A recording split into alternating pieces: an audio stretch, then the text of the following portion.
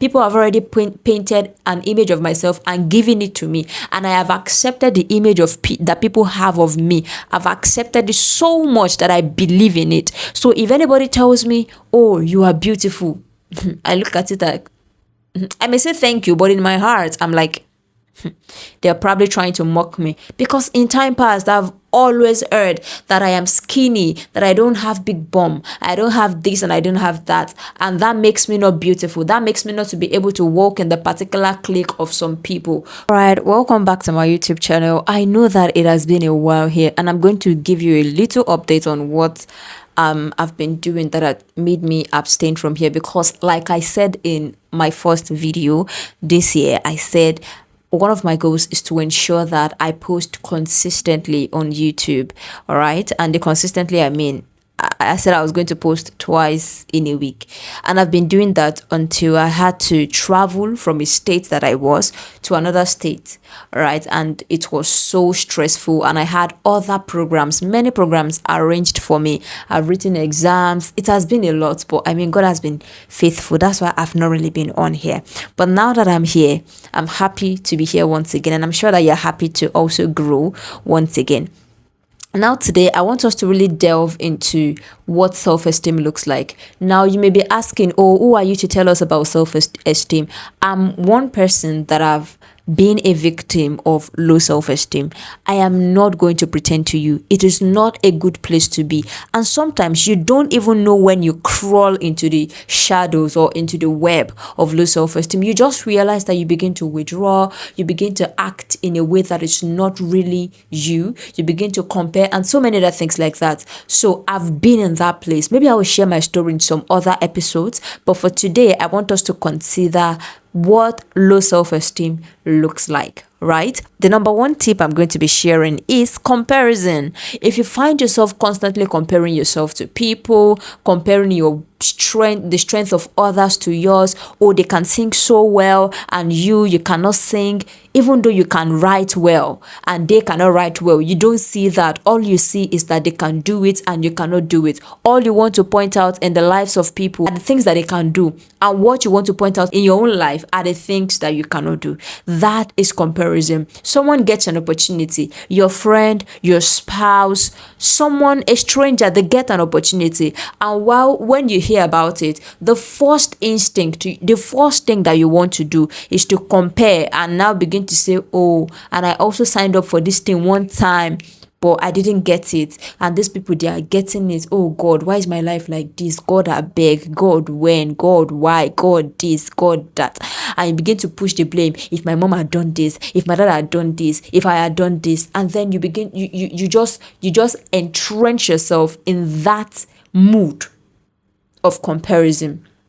Someone cannot get the opportunity and you are truly happy for them. Someone cannot be doing great and you are truly celebrating them. It is a sign of low self-esteem. When you compare yourself to other people, it is a sign of low self-esteem. The second sign is that you struggle to receive compliments. See, most of us do this thing, and for some people, they might not even know that they are doing it, but they are doing it, because that was me. I didn't know that the reason I was struggling to accept compliments, when somebody compliments me and say you are beautiful, because I already have an image of myself. People have already painted an image of myself and given it to me, and I have accepted the image of that people have of me. I've accepted it so much that I believe in it. So if anybody tells me, oh, you are beautiful, I look at it like, I may say thank you, but in my heart I'm like, they're probably trying to mock me, because in time past I've always heard that I am skinny, that I don't have big bum, I don't have this and I don't have that,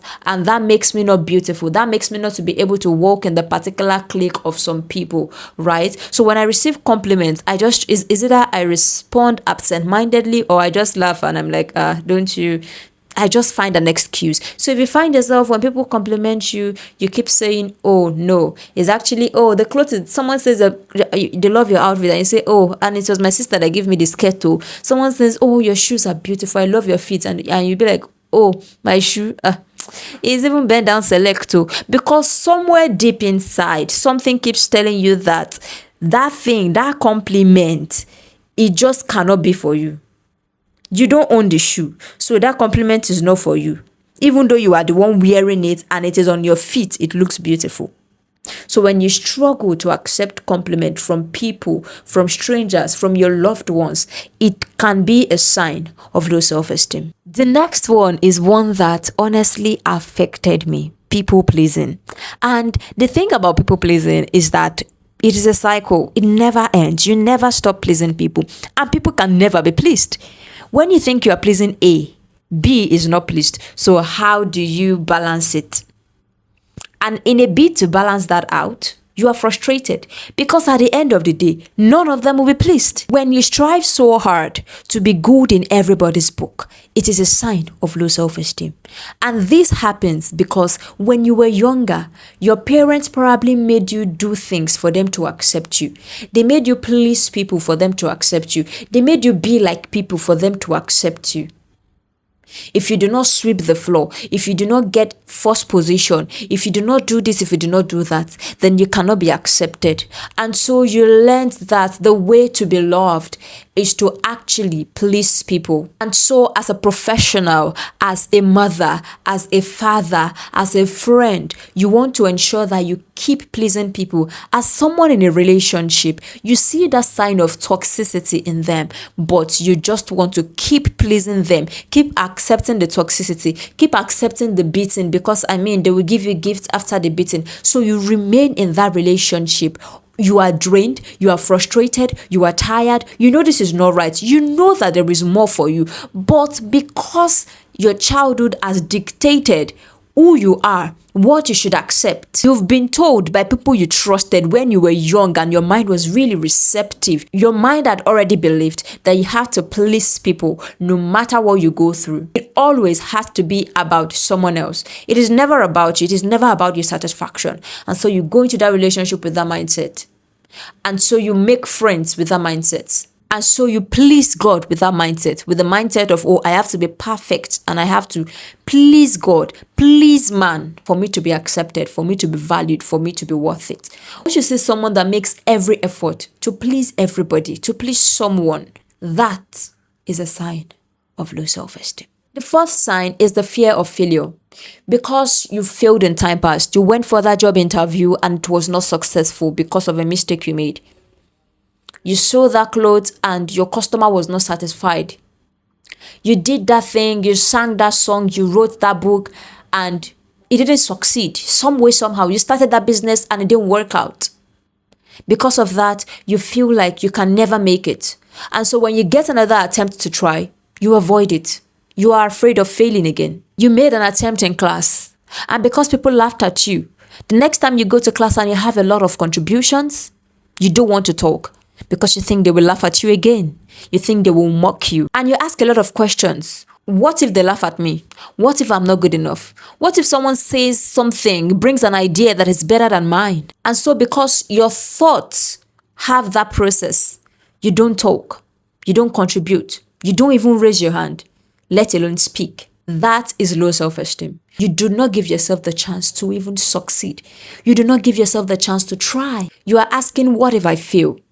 How will you know if you would fail or if you would succeed? How will you know if that business would fail or succeed if you do not try? Give yourself the chance to try. If you constantly see that you are afraid of failure, you are afraid of trying, then you need to begin to reflect. Check your roots. Where did it start? And if you see this as a sign in someone, it means that you are struggling and battling with low self-esteem. The last point I'm going to talk about in this episode is criticism. Many of you criticize yourself more than you show compassion. That thing that your friend will do and you will tell them, oh, it's not that deep, it's okay. You would criticize yourself for it. You make one mistake and take 5 hours, 10 days, 1 year sometimes to criticize yourself over it. You beat yourself up. You notice your flaws more than your strength. I would always say that when it comes to your flaws, you embrace the ones that cannot be changed. And for the ones that can be changed, you work on them. And when it comes to your strength, that is what you should focus on. You should not focus on your flaws. But what many people do to criticize themselves, what many people do that will show you that they actually struggle with low self-esteem, is that they focus on their flaws and lose sight of their strength. When you remember your failure, than you remember your success. When someone gives 20 compliments, different people give you 20 compliments, and just one person comes and says you are not good enough, you throw away those 20 compliments, positive words, and embrace that negative word.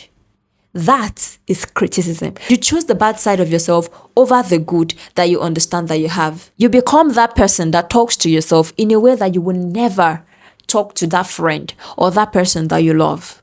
That is criticism. And that is a sign of low self-esteem. So if you've noticed any of this in anybody, it is a sign of low self-esteem, and it is a sign for you to give them grace rather than criticize them or even make it worse for them.